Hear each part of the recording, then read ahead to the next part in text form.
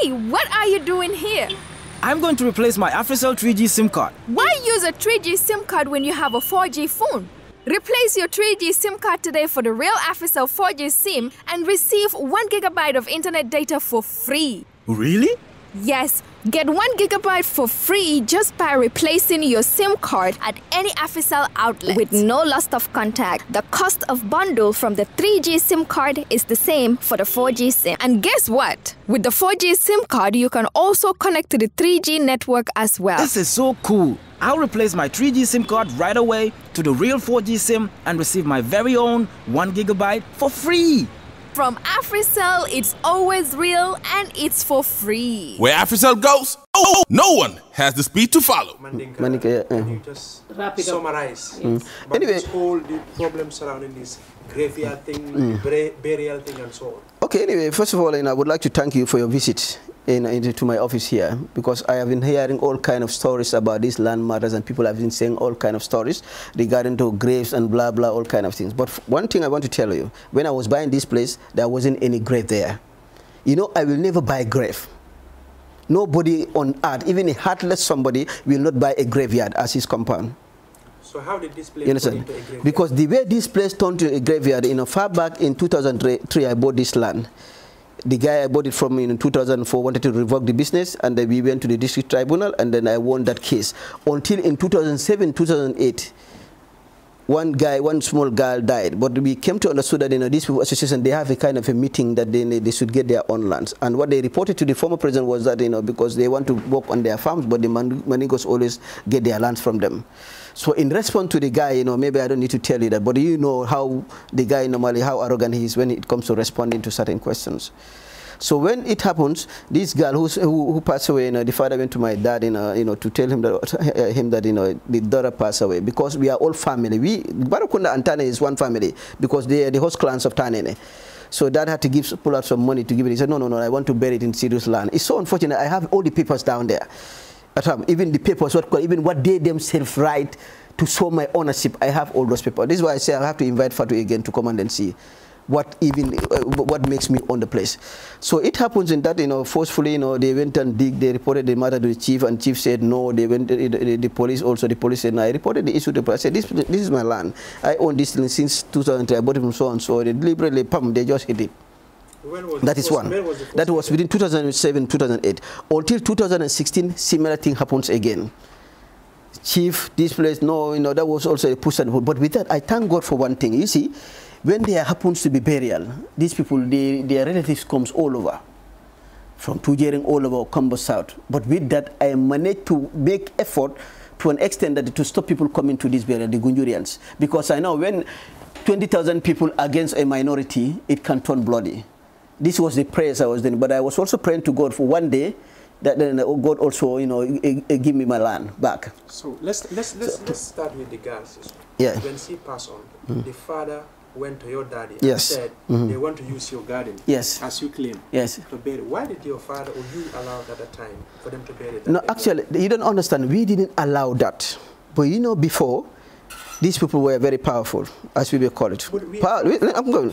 This powerful in the sense that when they say they want to do anything they want to do, and if you go to the police will say, okay, we receive a call from the office of the president. You don't even know how it comes about. But now, if you want to be violent at that time, it will not tell good. At the end of the day, they'll say you put the law into your own hand. And even whereby they want to victimize you, you can easily slide and see yourself behind the bars or the jail. From what you have explained, Mr. Barrow, yeah, you were living in an elusive, because you just assuming that if I want to do this thing will happen. You did not take any action at the time. No force, but you did not even follow the proper procedures to say yes. These people buried this thing. Their loved one in my garden. And if I want to react, because they have some people in a powerful position, they will do something to me. That was your assumption. You did not do.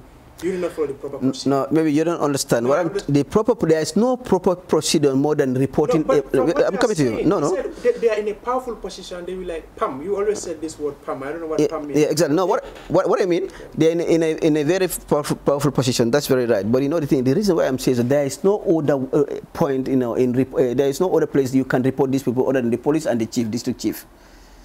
You understand? If I report to the district chief, I report to the police. Where else do you want me to go? And there was nothing that they can do. But still the chiefs is there, and then the alcalos are there, and other people are there who knows much about these things. Can we ask how much you paid for the land?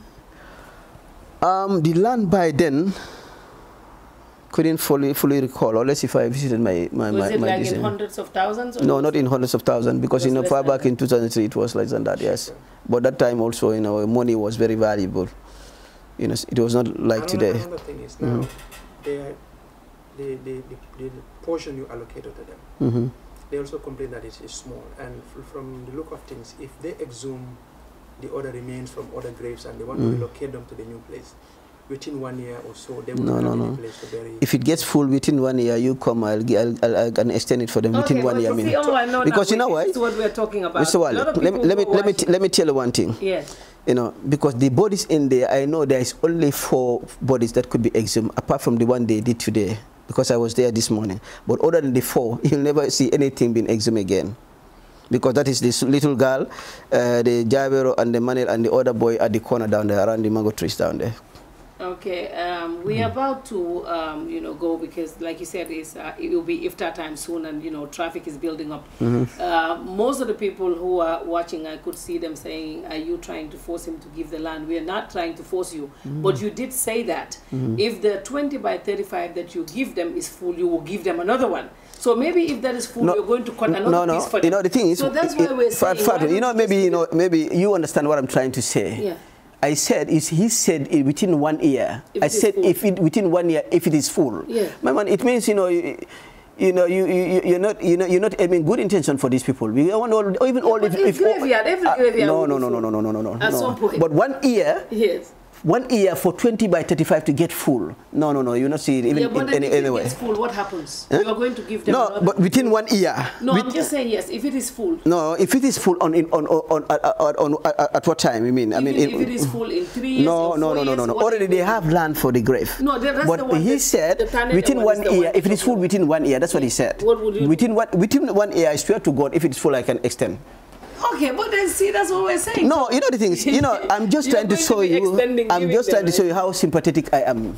You understand, with regards to human life. If you are really sympathetic, you know what you would do? You would say, after the Supreme Islamic Council spoke with you, you would say, what Tonya, here and just so fatal. But I think that's what I did, Fatu. That's what I did. No, but definitely these people have tried very well. And they're trying to maintain peace. And also, one thing I like also of them, they didn't put any force condition on me that I should accept, the liability that I have to forcefully give them the land. You understand? No, they didn't do that. But what they did was that, see, we are just appealing to you. I didn't mean this is what had happened before. Because we are all human beings. These people are friends. I have a lot of friends. Don't be surprised. My first wife was supposed to be in Jagokal. Because the father doesn't want to give me because I'm a Muslim. Let me tell you, I don't want to disclose this to you. This is very personal. So somebody who wants to marry a tribe of nothing nature, you think that person will have something against the tribe? No. Yeah, this is out. Seedou, I just want to say, we're not trying to get you to give up your land. We're just, Yeah, sure, I understand. This is typical. What even surprised me, I would talk that, to you people about what Fourier had written. It's very, very unprofessional to take your information on that perspective. What did they say? Because you said, you've taken information from this other meter. You conducted your interview. Automatically, you said you have to meet up with Seedou. But Fourier just pick up from nowhere and then just broadcast it and then sleep at their door over there in their office. Which shouldn't be. It's very, very, as a professional journalist, you don't have to do that. Why do they have to do that? They have to come. When these people give you information, come to me. You have my contact, or you Skype for my contact number, and then say this and that is what we want to see you for. It's very important. We are all human beings. You see, this is one Gambia. Believe me today, what I am observing, this government is not in to favor anybody when it comes to truth. I can definitely see that when it comes to reality, no. Even myself, they bombard me with all kinds of questions before we come to terms. But Father, I swear to God, bilai walai talai. If, for instance, these people were honest to me, I can give them far more than that. But because they pin me so much, you said there's a lot of my resources and other things. Said yes, we know it's yours. I know a father, a reverend will never lie, and the Supreme Islamic and the minister will never lie. Yeah. Supreme Islamic Council guy will never lie, because I know typical Christians. You see this chair, I have a personal friend of mine. I will not name the person, he's a Christian. But Fatu, I believe that man so much so that I can only tell you the surname is Juf, but I will not tell you who the guy is. I believe the man so much so that I believe him even more than myself. You know why I say so? This one is just so straightforward. Anything you tell him is just like this. And I've seen that on and on in other ends as well. So I know typical Christian behavior.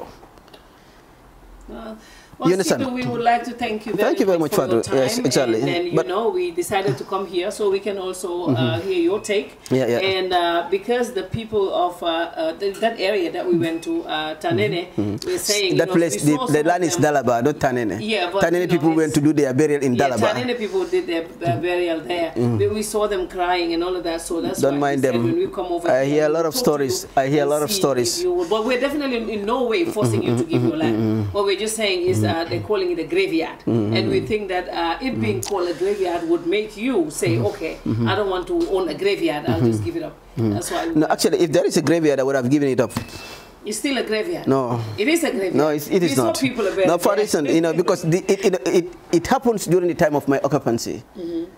Hadn't mean I found it there, honest to God, I will not. Boy, it doesn't matter. At the time of your occupancy, after that, it became a graveyard. It's still exactly, a graveyard. exactly. But thank you. We really appreciate your time, for you taking your time to talk to us, because you're already close, but you decided to wait for us. So the people who are saying, Seedou, this guy is greedy, let me tell you one thing. Tell them? No, anyway, no, you see, let me tell you one thing. I believe in one thing. You can never put monkey on your back, you know, without dogs barking at you. But you cannot stop people, you know, from what they want to say and what they are going to say. I know today, when I'm in America and all over another part of Europe, you know, in the winter time, I don't have anything to do. I'll just go through my phone and talk rubbish. You have a lot of people, you know, who goes against things, you know, that are unfounded. You have a lot of unfounded stories, especially these medias today. They'll say all kind of things, all kind of unfounded stories, all kind of labeling you that you are this. Even you thought we heard of you. People talk bullshit about you, which I know, you know, it's not true. You know why? Me personally, I don't go into Facebook because I see all kind of stories. Sometimes I get so, you know, so annoyed that I even regret why I do go through my Facebook. People say that now. They say this man is dead, this man is that, this man. So you see, social media today is very, very funny, but it could be very dangerous. You know why social media could be dangerous?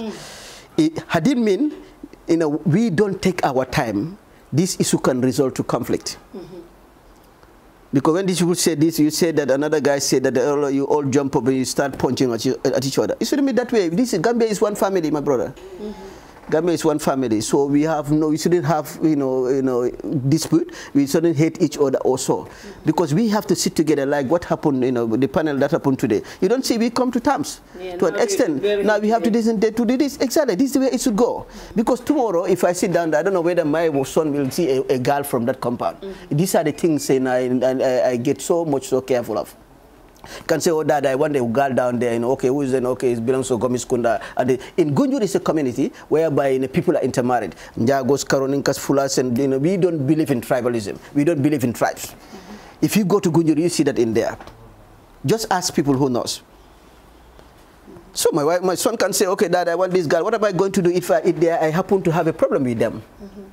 But look at it tomorrow. For me, I forget about everything. All the past, this thing, and I put it aside. Even I called them, I took some of their numbers and other things, then I'm done. Because I had a lot of classmates among those people even also. Someone said you're a classmate. Yeah, exactly. Not only that, some even with all these problems, we visited some in their compounds in Brikama. They invited me there. So, but that doesn't mean that we don't have to follow up the truth. I know media, they will say what they want to say. Me, I don't care about that. Let them say what they want. Even if they say that I climb and then pee on top of the head of the people, I don't give a shit about it. But let them make sure whatever they want to, because God will account us for this one day. Yes. If you judge something that didn't go by the right direction, believe me, it will be accounted for in the day of judgment. Well, we are in the month of Ramadan. Thank you very much. Thank you very much, Father.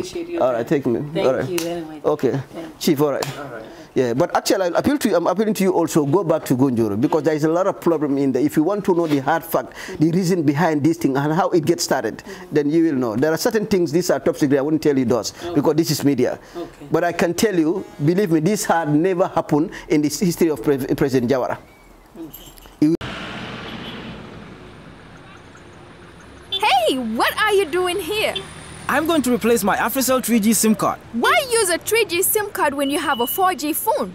Replace your 3G SIM card today for the real AfriCell 4G SIM and receive 1 GB of internet data for free. Really?